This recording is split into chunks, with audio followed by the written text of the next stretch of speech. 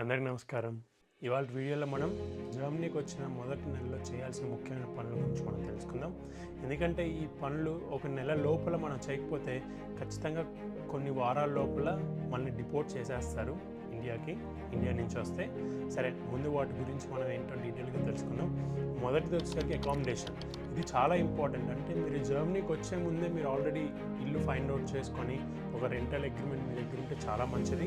మనం next topic వెళ్ళిపోతే రెండోసారి సిటీ రిజిస్ట్రేషన్ చేయించుకోవడానికి ప్రధానమైన డాక్యుమెంట్ వచ్చేసరికి నీ రెంటల్ కాంట్రాక్ట్.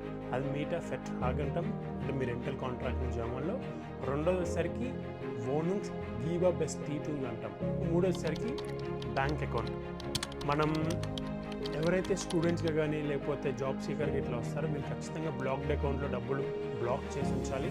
జర్మనీలో చాలా బ్యాంక్స్ ఉన్నాయి, కాకపోతే జర్మనీలో బ్యాంక్ ఓపెనింగ్ అనేది కొద్దిగా ట్రికీ.